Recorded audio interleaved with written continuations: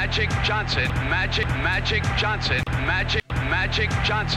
is going to start at center.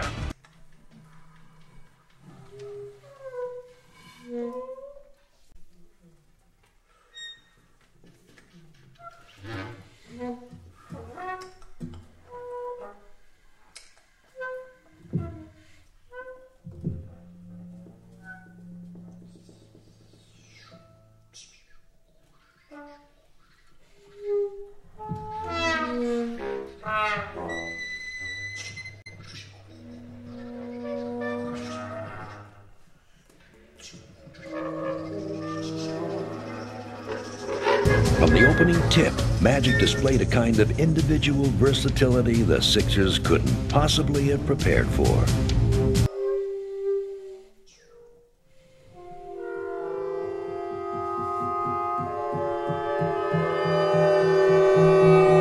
Magic down the middle. Magic pumps the layup and through the foul.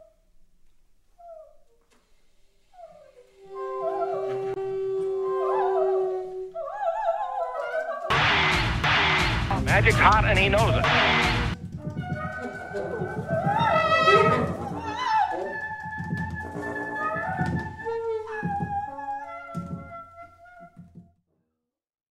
Magic's hot and he knows it. Magic's hot and he knows it.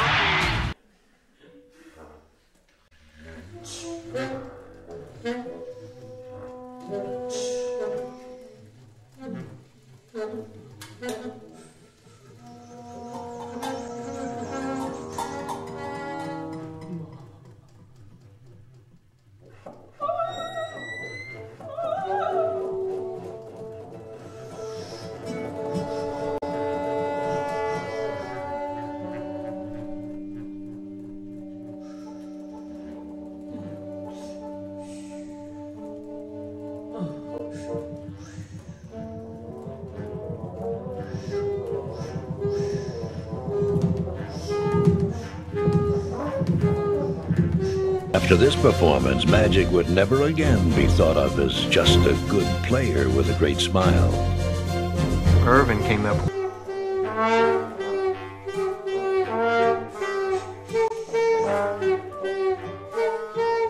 Magic's hot and he knows it. Magic's hot and he knows it.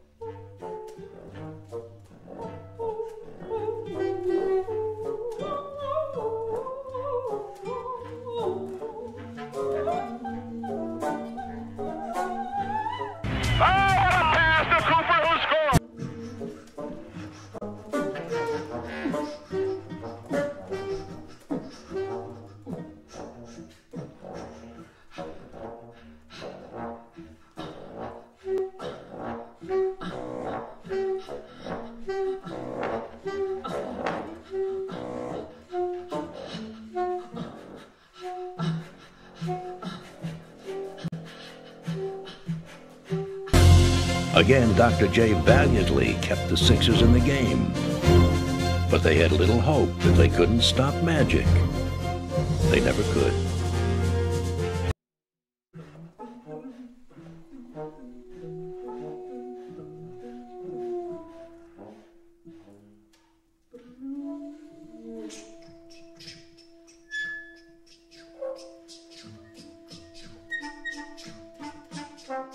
The rookie had become a master.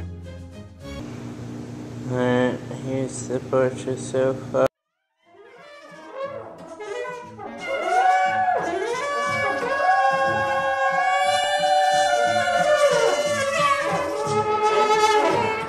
Championship to prove it.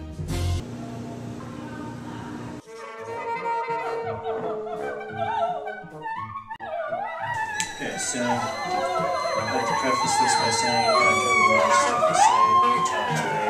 I'm trying not to, so I think that instead I'll just kind of have a lot of stuff for you to look at up there, and then, you know, I'll say what needs to be said out loud. And There it is, it's over, and the most valuable player is Magic Johnson. 42 points, 15 rebounds, and 7 assists.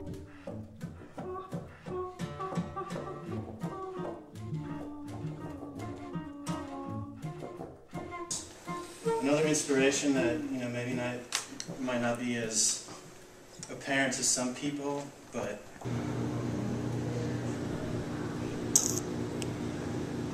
guess you could argue that he's not really an artist, but I think I can make a pretty good case for how he is. So, I mean, basketball. He starts at center, plays forward and guard, and leads the Los Angeles Lakers to a world championship without Kareem Abdul-Jabbar. And he's also got to maintain like a great character off the court as well. And he really embodies the winning philosophy that is part of my life.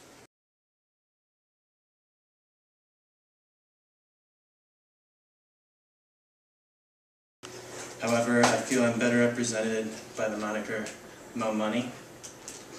I live my life by the motto, winners win and losers lose, because that's how I view life. And obviously I consider myself to be a winner, and subsequently I continue to win. Otherwise I probably wouldn't be here right now. I'd maybe be back in my dorm room, like still sleeping, or maybe I wouldn't even be at college. Maybe I'd just be like a bum on the street somewhere.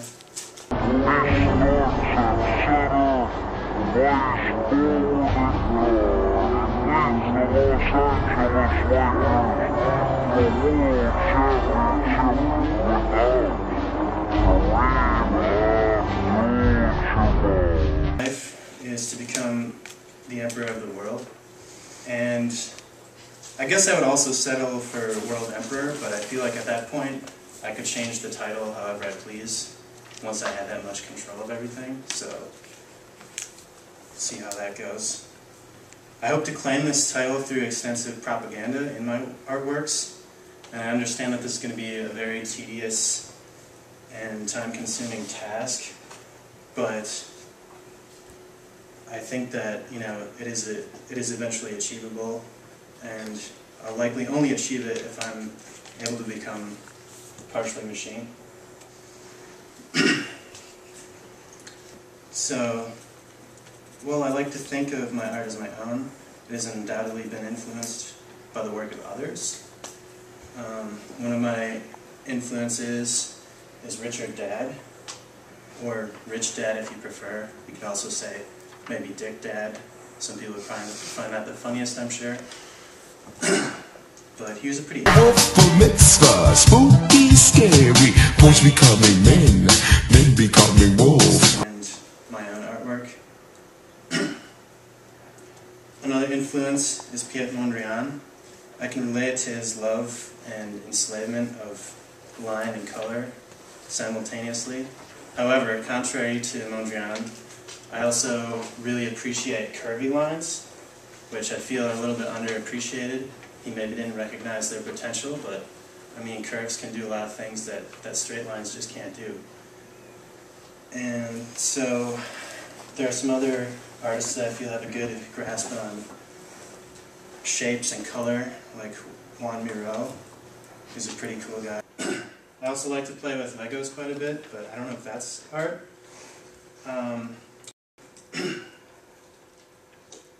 Personally, my art is derived from various inspirations, including those like Magic Johnson that people might not, consider normal inspirations for artwork. But I also have some other interests, like making food, portraits of people with food that rhymes with their names. And a recent example of that is Mahatma Gandhi, which was a portrait of Gandhi, but it's made entirely out of fruit snacks. And I think that with this work, I'm also challenging people's ideas and the notions of like what is candy? What do people perceive as candy? What do we do with it? How can that be art?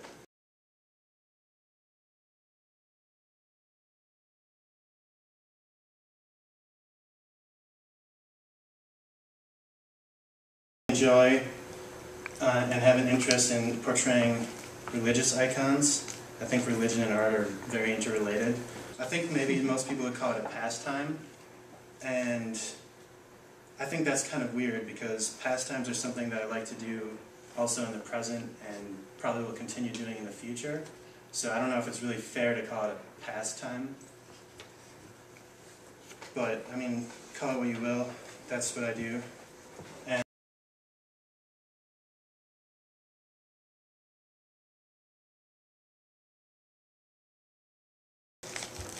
so busy winning that they don't have time to, you know, show losers how to start winning.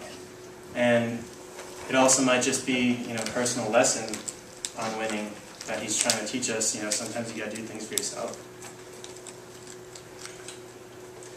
So it's going to be fragmented and composed entirely of lines that kind of intersect to form my image. Maybe a lot of artists don't consider the potential of a topic like pi. I mean, some people don't think it's as important as, like, you know, the math people do, but I think it's really important. And so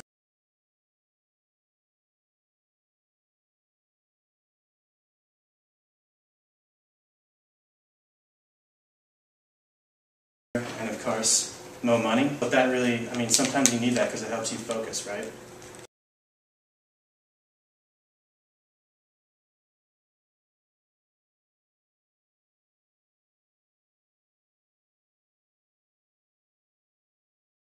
And have, like, the best all-encompassing idea to tie the other words together.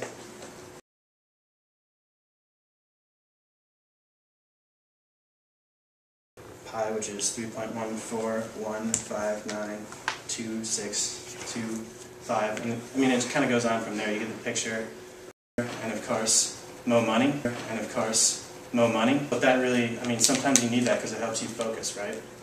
And of course, more money.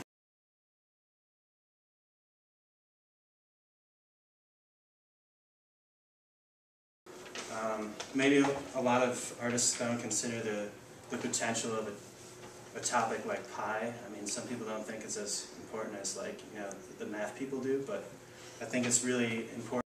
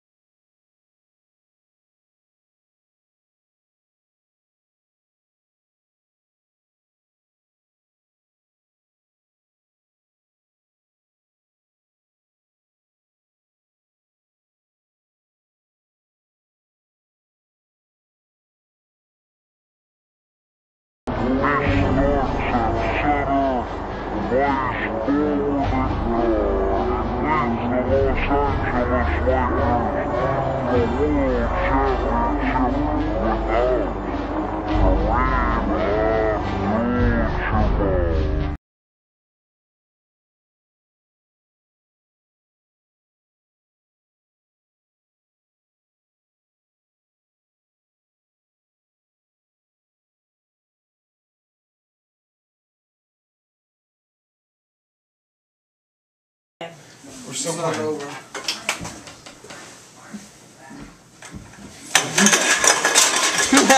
Hey, you put it back, bro. You put it back, bro. That's my.